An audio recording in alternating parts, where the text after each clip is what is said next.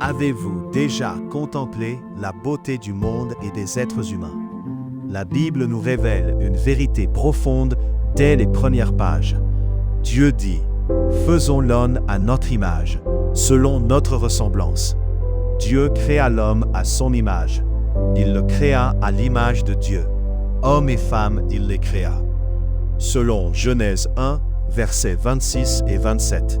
Oui, chaque être humain, sans exception, porte l'empreinte de son Créateur. Nous sommes tous des créatures de Dieu, façonnées par ses mains, marquées de son image et de sa ressemblance.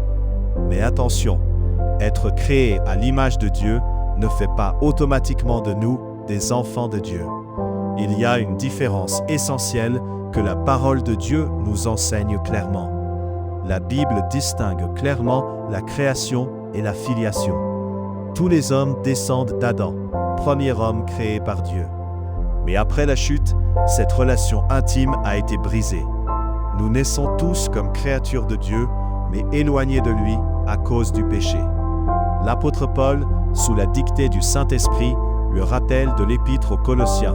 Il a écrit « Vous étiez autrefois étrangers et ennemis par vos pensées et par vos mauvaises œuvres. » Colossiens 1, 21. Jésus lui-même déclare à certains « Vous avez le diable pour père » selon Jean 8, verset 44. Cela montre que, par nature, nous ne sommes pas automatiquement enfants de Dieu. Alors, comment devient-on enfant de Dieu? Écoutez cette promesse merveilleuse de l'évangile de Jean qui dit « Mais à tous ceux qui l'ont reçu, à ceux qui croient en son nom, elle a donné le pouvoir de devenir enfants de Dieu, lesquels sont nés non du sang, ni de la volonté de la chair, ni de la volonté de l'homme, mais de Dieu. » Jean 1, versets 12 et 13.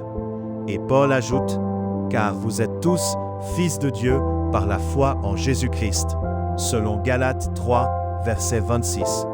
C'est par la foi en Jésus, par la nouvelle naissance, que nous passons de créatures à enfants bien-aimés, adoptés dans la famille de Dieu.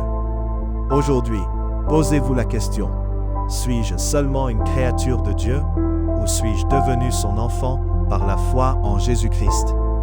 Si votre cœur aspire à cette relation intime, appelez-le dès maintenant. Recevez Jésus comme Sauveur et Seigneur, et vous recevrez le droit de devenir enfant de Dieu. Que le Seigneur vous bénisse et vous attire à lui pour votre salut éternel.